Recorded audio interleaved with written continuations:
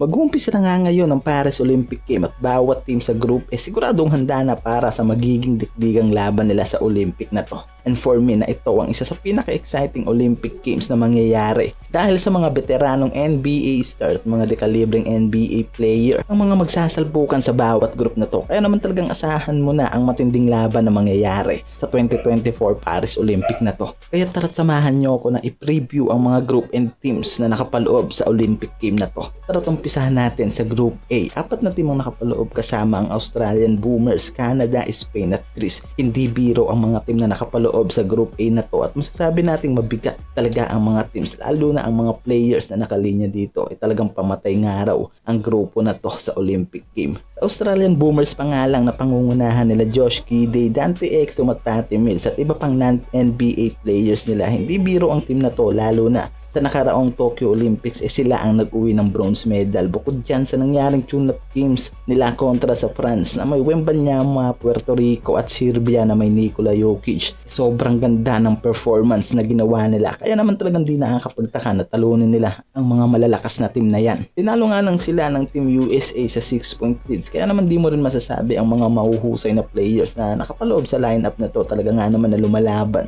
ang mga players na yan. Kaya naman masasabi natin na isa sa pinaka-dominante at number 1 threat nga raw sa Group A itong Australian Boomers nila Josh Giddey. Sa magandang rotation at mga athletic players nila, kaya naman di nakakapagtaka na malaki ang expectation sa team na to ng Australia. Sundan natin sa Spain na isa sa kilalang team pagdating sa OQT dahil sa mga dekalibreng mga NBA players ang mga nakapaloob dito. Isa rin sa mga underrated team pagdating sa Olympic Games na pinangungunahan ng magkapatid na Hernan Gomez at ang splash brother nila na si Santi Aldama na player ng Grizzlies. May Usman Garuba pa sila na free agent player na naglalaro naman sa GSW. Kaya naman talagang heavy-gat nga raw din ang mga players na nakalinya sa team ng Spain. Sa nangyaring OQT nga lang record holder sila na humawak sa 4-0 kontra sa malalakas rin na mga bansa tulad ng Angola, Finland, Bahamas at Lebanon. Kaya naman hindi rin biro ang team na to ng Spain. Isa pa dyan ang team nitong si Greek Freak, Giannis Antetokounmpo. Ang Greece na isa sa pinakamatinding banta nga raw para sa Group A, pero ang pinakamalaking problema nga dito ng Greece itong 2 times NBA MVP nga lang ang bumubuhat sa team na to ng Greece kasama ang mga non-NBA players nila. Malaking katanungan nga raw dito magagawa pa nga raw kaya nadalhin sa finals ni The Greek Freak ang team niya na Greece, pero hindi rin nakakapagtaka yan lalo na sa nangyaring OQT.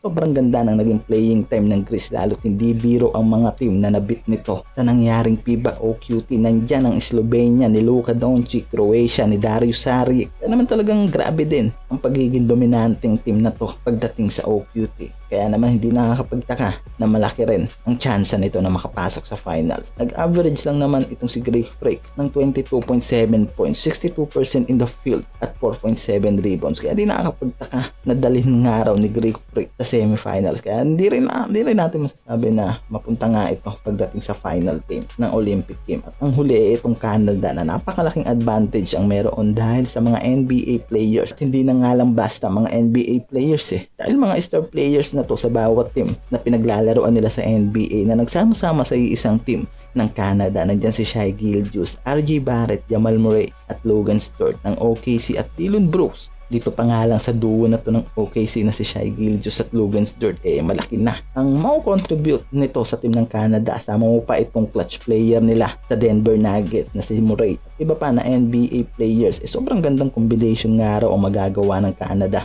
dahil sa mga high caliber players na nakapaloob sa kanilang lineup. Bukod dyan sa recent game nito sa OQT, sobrang perfect nga raw ang ginawang performance dyan ng Team Canada dahil kila SGA na talagang sobrang init ang pangalan pagdating sa Olympic Games. At alam nyo naman na naging top 2 candidate ito sa MVP sa recent season ng NBA. At matindi dyan dahil dito kay Jamal Murray mas lalong naging maganda pa ang takbo ng team dahil sobrang solid nga raw ng backcourt player nito. At iba pa tulad nila Brooks, Kelly Olynyk, Dwight Powell, Andrew Nembhard na sigurado nga tayo na sobrang laki rin ng value para sa team Canada. Kaya naman talagang sinasabi nga nila na deserve ng bawat team na to na mataas na expectation, lalo na sa mga fans ng mga bansa na to dahil sa mga dekalibreng mga NBA star ang nakalinyada sa mga to. And ewan ko na lang talaga kung hindi maging threat ito sa ibang mga group dahil sa mga high level players ang mga nakapaloob dito sa Group B. At dami rin pabor sa national team ng Australia at Canada na maaari nga raw makapasok sa top 2 teams para sa Group A na to.